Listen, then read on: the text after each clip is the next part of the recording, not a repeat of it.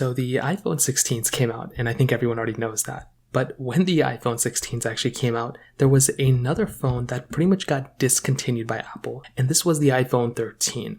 This is one of those phones that I basically looked at, and I was a very big fan of, right? I looked at one of those types of phones, and I generally do think for the average person, a phone like the iPhone 13 was a very good option for the everyday average person. Now, there were some pretty big things to keep in mind within this particular device, and that was with the fact that Apple was still going through and selling it up until when this iPhone actually came out, which is so crazy with the iPhone 16s. Now, the iPhone 13 was being sold for $599, and this was, I think, a pretty good option. Although I already made like a RIP video of this phone, I generally thought that for that particular price tag of that phone, it was a very good price for that type of device. And I definitely do think if you're going to go through and pick up a phone, it's a very, very solid option. With its Apple A15 Bionic chip inside, I thought that was a really nice chipset to have inside of a device, as well as something like the iPhone 16's body. When you look at it and you look at the iPhone 13's body, there is still a lot of overlap between these two types of phones. And that is another super crazy thing that I kind of looked at. And it is kind of shocking when you look at these two types of devices,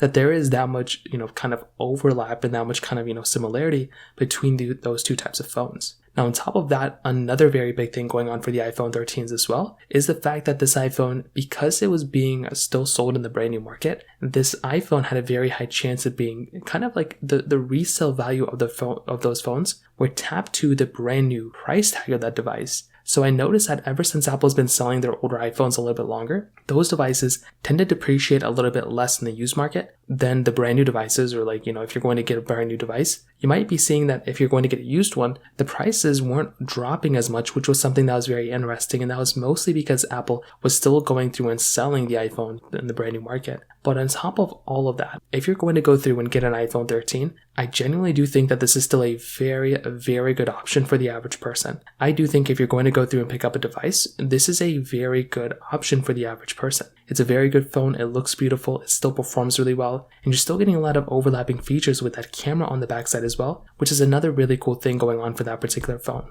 So I look at that device, I'm still a really big fan of the iPhone 13s, and I do think for the average person, it's still a really, really good iPhone for sure. So in terms of that kind of covers it up there. If you have any other thoughts or questions, please let me know in the comment section below. Hit the like button, that would mean so much, but definitely hit that subscribe button. More importantly than everything else, I love every single one of you guys. Hopefully I'll catch you guys in the next video. Peace out till then.